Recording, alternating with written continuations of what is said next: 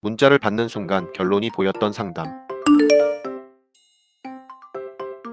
이 상담은 문자를 받는 순간부터 결론이 어느 정도 보였습니다. 오피스텔 하나를 보는데요. 담보가 있는데도 대출이 안 된다고 하더라고요.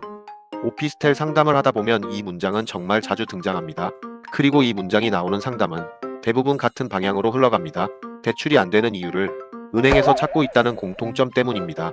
하지만 오늘 이야기는 왜 대출이 안 되느냐를 설명하는 영상이 아닙니다.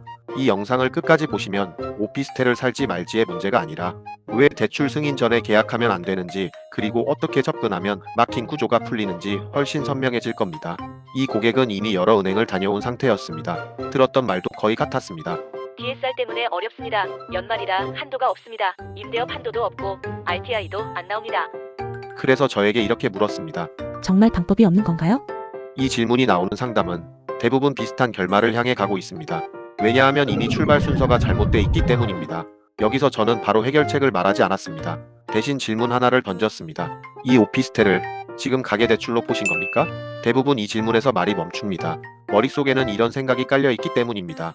오피스텔은 비주택이다. 담보가 있다. 그러면 대출은 당연히 되겠지.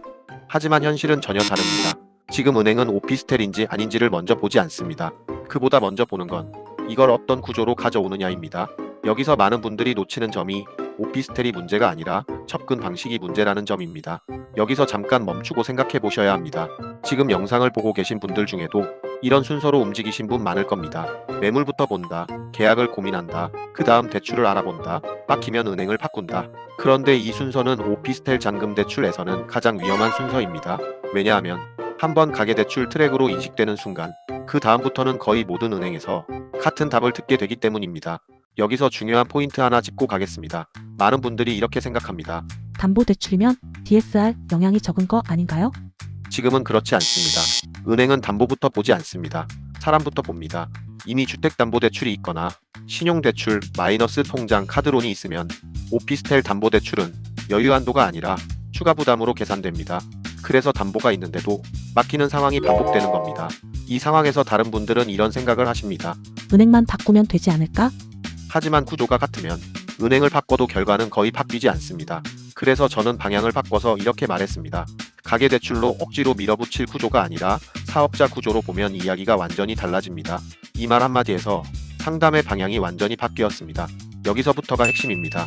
오늘 영상에서 꼭 가져가셔야 할 부분입니다. 사업자 대출로 보면 은행이 보는 기준이 달라집니다. DSR을 먼저 보지 않습니다. 개인 소득부터 따지지 않습니다. 대신 이런 걸 봅니다. 이게 실제 사업 목적에 맞는지, 임대 구조가 설명되는지, 수익 흐름이 그려지는지, 자산으로서 성립하는지, 즉, 이 사람이 빌리는 게 아니라 이 사업 구조가 돈을 벌 수 있느냐를 봅니다. 그래서 주택인지 아닌지 보다 사업 자산으로 설명되느냐가 핵심이 됩니다. 실제 진행은 이렇게 정리됐습니다. 사업자 구조 정리, 오피스텔을 사업용 자산으로 설계, 잔금 구조를 사업자 대출로 전환, 심사 및 감정평가, 대출 실행. 가계대출로는 계속 막히던 거니 이 구조로는 무리 없이 풀렸습니다. 여기서 중요한 건 특별한 꼼수가 아니라 순서를 바로 잡았을 뿐입니다. 고객은 마지막에 이렇게 말했습니다. 대표님, 왜 은행에서는 이런 얘기를 아무도 안 해줬을까요? 이 질문이 이 영상의 핵심을 그대로 보여줍니다. 은행은 상품을 설명하는 곳이지 구조를 설계해주는 곳은 아닙니다. 그래서 대부분의 사람들은 계약부터 하고 막힌 뒤에 이유를 찾습니다. 이 영상에서 꼭 기억하셔야 할 한 가지 정리하겠습니다. 오피스텔 대출은 어렵기 때문이 아니라 순서가 틀리면 막히는 구조입니다. 가계대출로 볼 문제인지, 사업자 대출로 봐야 할 문제인지, 지금 가져가야 할 타이밍인지, 조금 기다려야 할 구조인지, 이런 판단이 먼저입니다. 대출이 안 되는 이유를 은행에서 찾기 전에 내가 어떤 구조로 들어가고 있는지부터 점검하셔야 합니다. 제가 하는 역할은 단순합니다. 안 되는 걸 억지로 되게 만드는 게 아니라 되는 구조로 다시 짜주는 것. 이 상담도 그렇게 방향을 바꿨고 그래서 풀렸습니다.